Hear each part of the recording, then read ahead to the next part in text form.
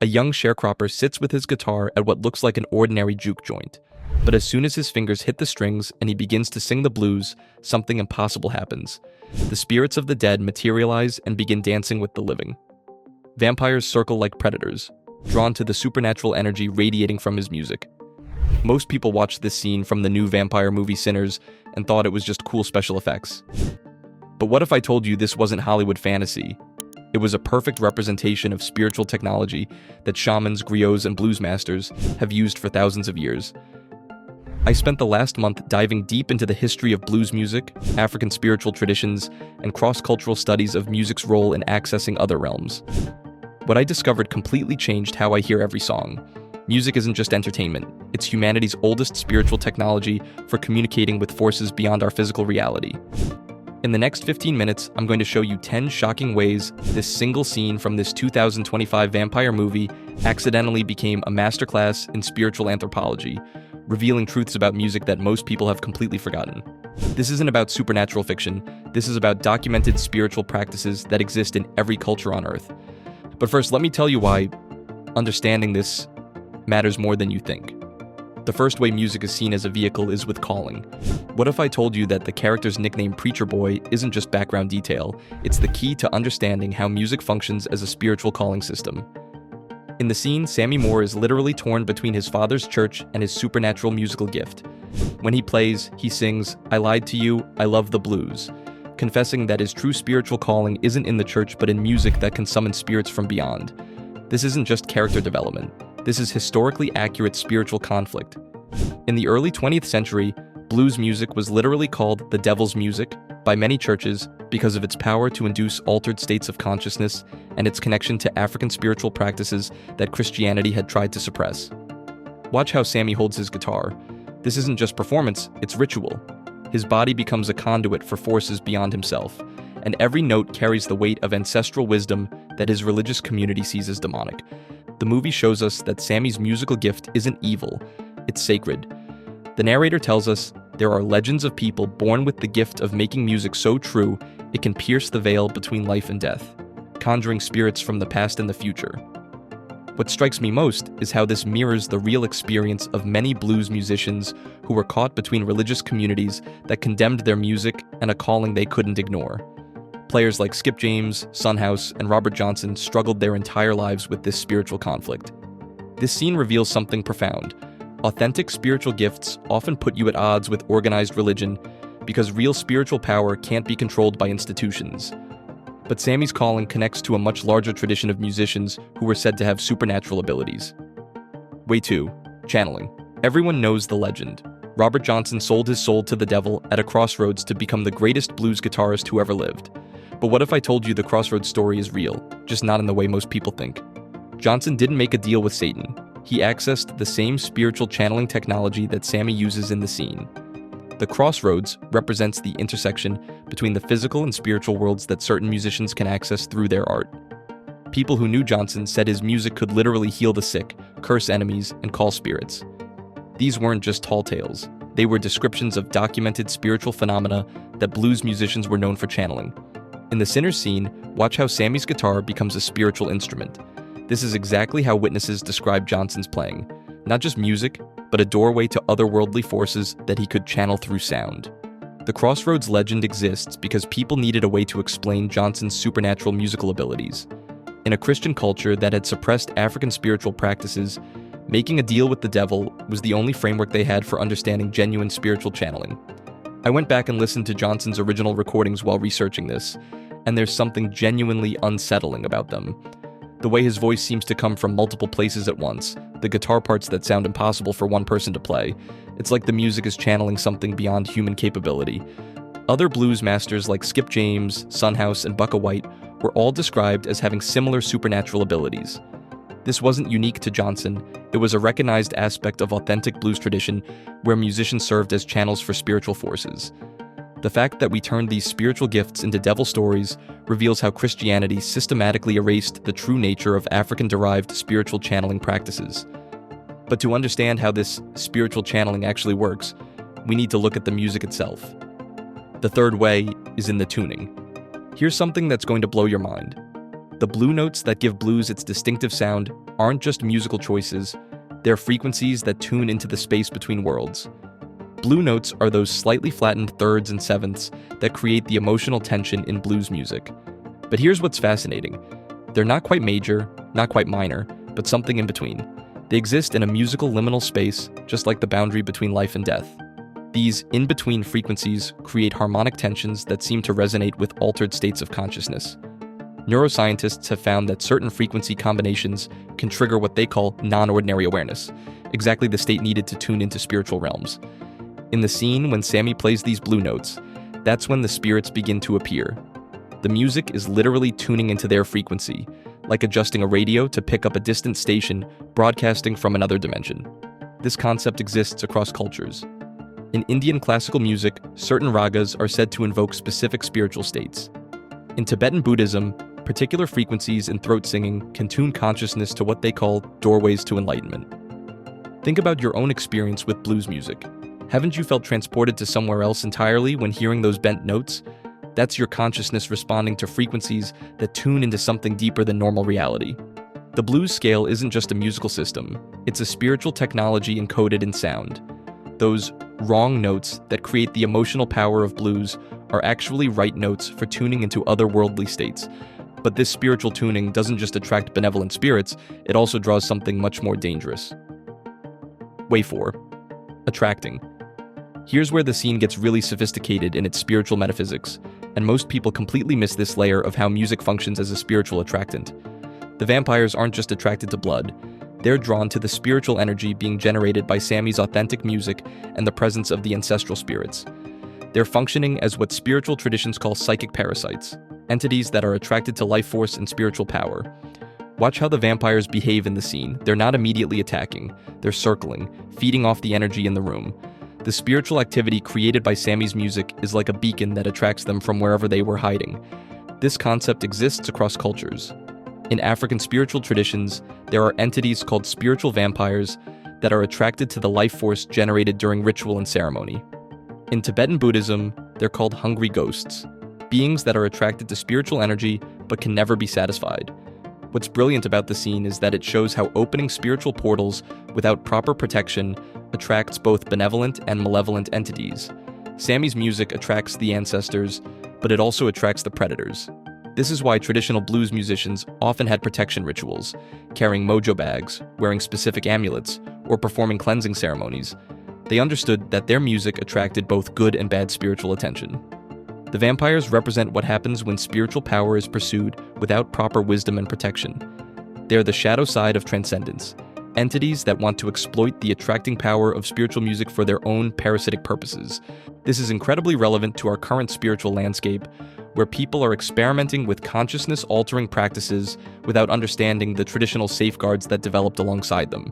And this brings us to why musicians who possess these attracting abilities often struggle with the burden they carry. Burdening. Way 5.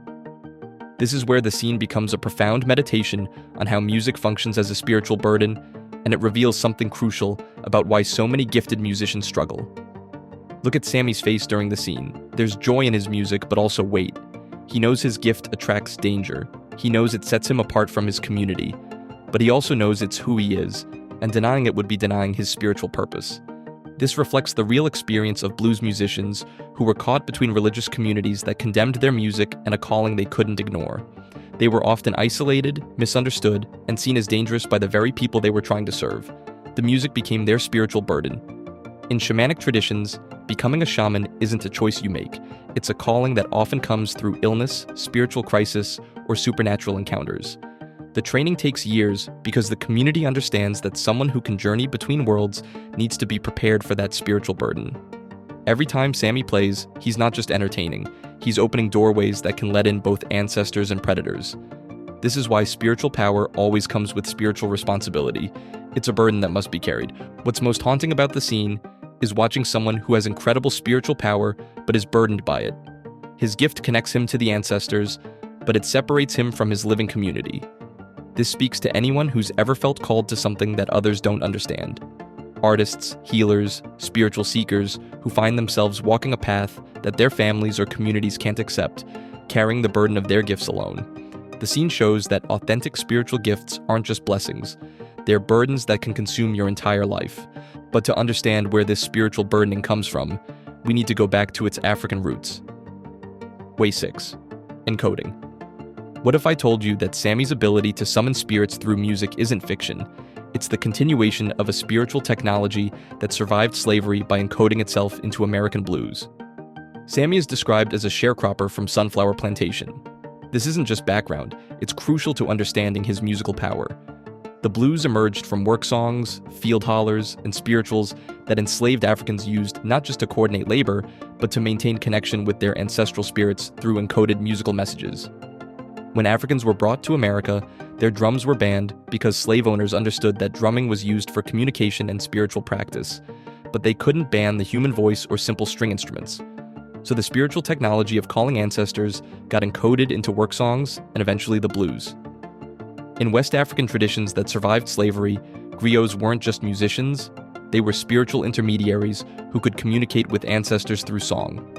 The blues inherited this tradition of encoding spiritual information into musical forms, which is why it has always had this otherworldly power. In the scene when Sammy plays, the spirits that appear seem to be ancestors, people connected to his cultural and spiritual lineage. This is showing how authentic music can maintain connection between the living and the dead across generations through encoded spiritual information. The blues was a survival technology. It allowed people to maintain spiritual connection with their ancestors and their homeland even under the most oppressive conditions.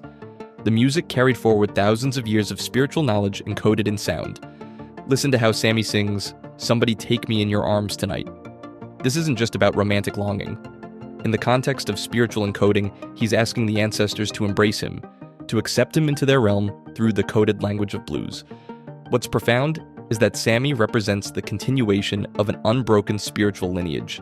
His guitar playing isn't just individual talent, it's the culmination of generations of spiritual knowledge encoded and passed down through music. But this spiritual encoding isn't limited to African traditions. It exists in every culture on Earth. Way 7. Bridging. Here's where we get into the actual physics of how music functions as a bridge between dimensions, and it's going to change how you hear every song. Specific frequencies and rhythmic patterns can alter brainwave states and create what neuroscientists call non-ordinary consciousness. But more than that, these frequencies might actually resonate with what some researchers call the morphic field, the informational patterns that consciousness leaves behind, creating bridges between worlds. In the scene, watch how the spirits respond to Sammy's music. They don't just appear randomly, they're drawn by specific musical phrases, particular chord progressions. The music is literally bridging the gap between their realm and ours, like building a sonic pathway they can cross. We actually see the music creating a bridge between worlds. The spirits don't just appear, they're called by the specific frequencies his guitar and voice are creating. This isn't metaphor, it's showing the actual mechanism of spiritual bridging through sound. The blue notes, those slightly flattened thirds and sevenths that give blues its distinctive sound, create harmonic tensions that seem to exist between worlds. They're not quite major, not quite minor, but something in between, just like a bridge spanning the space between life and death. Think about your own experience with music. Haven't you had moments where a song transported you somewhere else entirely? Where you felt connected to people who weren't physically present? That's your consciousness responding to the same bridging technology Sammy is using. This is why certain music has always been associated with spiritual practice. Gregorian chants, Sufi whirling music, Native American vision quest songs. They all use specific frequencies to bridge the gap between ordinary consciousness and spiritual realms. The scene shows us that music isn't just organized sound. It's a technology for bridging dimensions of reality that most people have forgotten exist.